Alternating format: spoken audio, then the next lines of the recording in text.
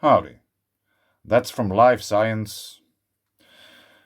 Astronomers perplexed by plummeting temperatures in Neptune's atmosphere. An extreme hotspot near the planet's south pole has also appeared. So we have plummeting temperatures and a hotspot. Published on 13th April of 2022.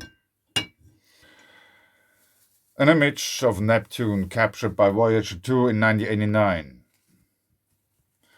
New infrared images of the planet have revealed some surprising temperature changes in the atmosphere over the past 2 decades. Astronomers have discovered a perplexing trend in Neptune's atmosphere. Ever since the planet's southern hemisphere summer began almost 2 decades ago, atmospheric temperatures in this region have plummeted, and scientists aren't sure why. Neptune is the most distant planet in the solar system, around 30 times farther from the Sun than Earth is. Just like every other planet orbiting the Sun, Neptune has 4 distinct seasons: spring, summer, fall, and winter. However, Neptune takes around 165 years to orbit the Sun. Each of these seasons lasts around 40 years. Neptune's southern hemisphere has been experiencing summer, the period when it's tilted towards the Sun, since 2005. In a new study, researchers compiled infrared images of Neptune taken by a variety of ground and space-based telescopes between 2003 and 20. The team initially expected the temperatures in Neptune's southern hemisphere would increase as it entered summer. However, the images revealed that atmospheric temperatures in the southern hemisphere had dropped by 14.4 degrees Fahrenheit, 8 degrees Celsius, between 2003 and 2018.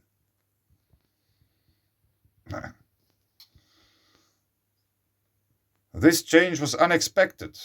Lead author Michael Roman, an astronomer at the University of Leicester in the UK, said in a statement, "Since we have been observing Neptune during its early southern summer, we expect the temperatures to be slowly growing warmer, not colder."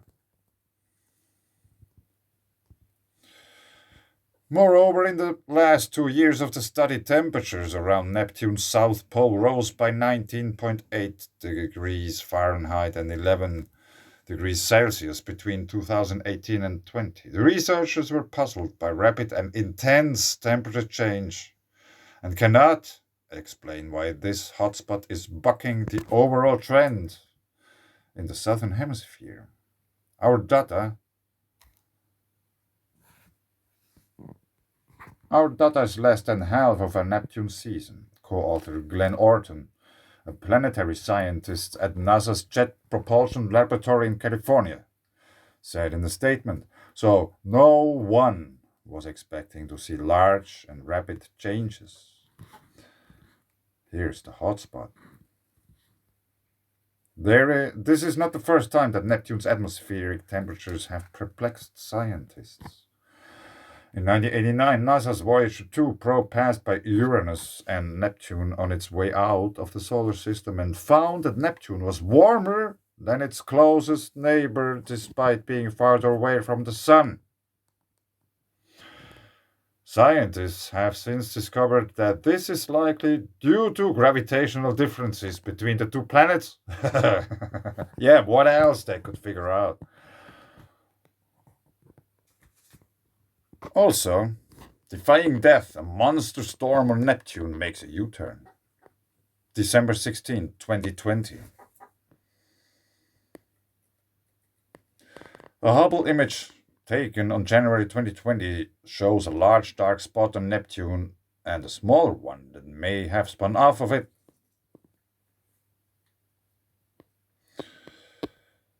A series of observations of Neptune by Hubble Space Telescope show that a huge dark storm raging in the giant planet's northern hemisphere was moving south, but then inexplicably took a major U-turn, heading back north. Not only that, but it may have also spawned a baby dark storm in the process. Neptune is what's called an ice giant, basically a giant ball of hydrogen and helium gas with loads of methane, ammonia, and other molecules in it that, for its historical reasons, planetary scientists refer to as ices, even if they're gaseous. At nearly 4 times the diameter of Earth, Neptune is the farthest large planet from the Sun, 4.5 billion kilometers away. When Voyager 2 passed by Neptune in 1989, the images it returned surprised scientists. It saw an immense oval dark storm in the planet's southern hemisphere, as big as Earth itself, called the Great Dark Spot. It had measured wind speeds of a staggering 2,100 kilometers per hour, the fastest wind ever measured in the solar system. For those who know something about electromagnetic or electrogeology and know about tetrahedrons, supersonic ionic winds creating mountains and stuff, on Neptune we have winds which are twice the speed of sound, supersonic. So it is very well possible to have these kind of conditions in our solar system. But when Hubble looked at Neptune in 1994, the spot was gone. Proof. Disappeared. Clearly, unlike Jupiter's Great Red Spot, which has persisted for centuries at least, storms on Neptune evolve on smaller timescale, though they can last for several years. For example, in the same 1994 Hubble observations, a smaller dark spot was seen in Neptune's southern hemisphere, one that must have been born in the intervening time between the Voyager flyby and the Hubble images. Several other dark spots have been seen by Hubble, the only observatory with enough resolution to see these features from so far away since. They form in both hemispheres and mid-latitudes and tend to drift towards the equator. That's death sentence for them, though. These storms are high-pressure systems sustained by the Coriolis effect. The rotation of a planet has a different speed at different latitudes, with a maximal at the equator and minimum at the poles, which means air flowing outward from a large high-pressure system or in toward a low-pressure one will start the system rotating as it meets air moving at different speeds of the north and south. The Coriolis effect emissions closer to the equator, so as these Neptunian storms migrate in that direction, they tend to break up. That seems to be the fate of most of the storms. But not this time. Hubble spied a dark storm in Neptune's northern hemisphere in September 2018. It's huge, over 7,000 kilometers wide. The entire continental United States could easily fit inside it, and it was seen to be moving south. But then observations taken in January 2020 showed that this southern migration had reversed itself, and the storm was moving north again. Scientists who study Neptune don't know why it did that, but there's more. There are two other mysterious events seen associated with this storm. One is that around the time it changed its mind and started heading north again, it appears to have spawned a smaller dark storm. Some computer models of the behavior of Neptune's atmosphere predict this can happen, especially as a big storm starts to break up near the equator. It can shed smaller vortices. This wasn't seen to happen directly. The observations were taken too far apart in time to witness the actual event, but it may be what occurred here. That may have something to do with why it changed direction. Also, bizarrely, this dark storm doesn't have the bright white clouds around its edges, a feature seen in nearly every other dark storm. These clouds, made of methane ice crystals, are highly reflective and appear in white images. The dark storm is a high-pressure system and acts like a mound of air in the atmosphere. Wind blow methane gas up the slopes of that mound where it cools and forms the ice crystals. These are called orographic clouds, and they're common on Earth as water-laden air blows up the inside of a mountain, cools and condenses to form clouds. The Neptunian white clouds were seen in images taken in 2019, but disappeared early this year. This might have something to do with the dark storm's odd behavior, or it might not. Yeah. Figure out the amount of guessing of those specialists which use tools which cost billions of dollars. Satellites and Hubble telescopes and all kinds of things. Neptune is difficult to observe and understand to its distance, and despite its huge size, it still appears very small in our telescopes. Also, its atmosphere changes in short timescales, making it hard to know what's going on there. This is why scientists are very interested in creating a dedicated mission to outer planets, an orbiter that can spend years first at Uranus and then moving on to the orbit of Neptune, just as we found with Cassini at Saturn. The best way to learn about a planet is to send a probe that stays there for many years. Or you read about the electric universe, plasma universe, and stuff like that. Now I have been reading about Neptune quite a long time. The reason is the meridional overturning circulation of the Atlantic. The Atlantic meridional overturning circulation, AMOC, is a large system of ocean currents that carry warm water from the tropics northwards in the North Atlantic. How does the AMOC work? The AMOC is a large system of ocean currents, like a conveyor belt driven by differences in temperature and saltwater content. The water's density. As warm water flows northwards, it cools and some evaporation occurs, which increases the amount of salt. Low temperature and high salt content make the water denser, and this dense water sinks deep into the ocean. The cold water, dense water slowly spreads southward several kilometers below the surface. Eventually, it gets pulled back up to the surface and warms in a process called upwelling. And the circulation is complete. Yeah, it just eventually gets pulled up back again. But anyway, this is some explanation from the Met Office, Government UK. Learn about weather.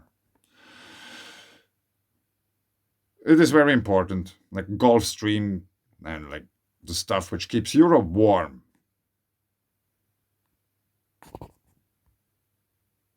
I made a little picture. Let's put this here. Actually, I wouldn't need it anymore. Anyway. So, let's start off here what we just read. Here they are drawing, the warm water comes up here, and that's why Europe is so warm and stuff. And the cold water gets down back. And then it starts again.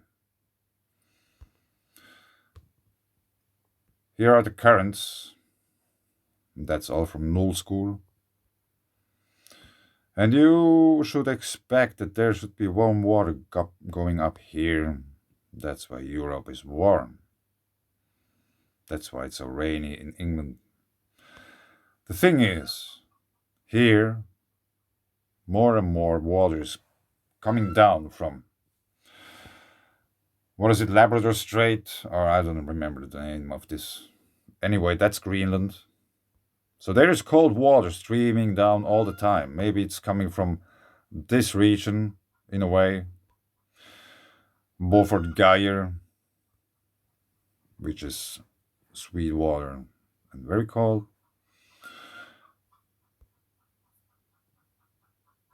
And that's from now, like just before I made this collage, just before I made the video. So these are fresh pictures. This is now. So the thing is, you can see by your own eyes that we have a colder region here. And if we zoom in, there's like really cold region for some reason here. And there has been some quake activity once there some months ago. And there is something really interesting down there. And also you can see here up in the north. Here is a hotspot.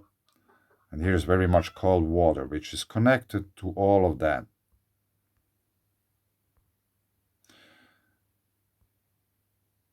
Which soon probably reaches even the Canary Islands. So it's going rather, like very much south and also spreading quite a big area here. So there, the AMOC,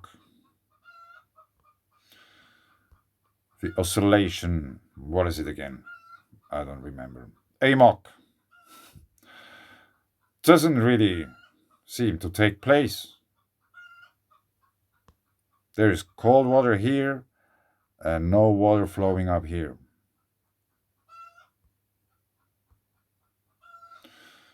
Which I find very interesting. And also the weather patterns we have at the moment in Europe, it's plunging like there's just storms after storms coming in. And is it week from here or something? Maybe a little bit more. There is a huge storm approaching Europe. And it somehow doesn't look too good. Hopefully the forecasters are wrong. But I will talk probably about this in another video. But it seems that there could be quite something going on in about a week. In Central Europe, France, Germany, England, Denmark, Sweden, Poland, Switzerland, Portugal, Spain, wherever. Europe in general. So probably we are witnessing something in a way similar on Earth what happened to Neptune. Since all the planets are affected at the moment, there is quite something going on the Sun as well. We were lucky several times with some eruption not being aimed at Earth. Because I think if they would have been like those strong eruptions we had, if they would have been aimed straight at Earth, we wouldn't have any YouTube anymore. So let's enjoy these times when we still have stuff like that. But anyway, I think that's rather interesting, this kind of patterns here. Just for one thing, in order to somehow emphasize what I think, if you take this region here, let's take it like that. Its main direction is like this. And if you watch at this picture, it should be more like that.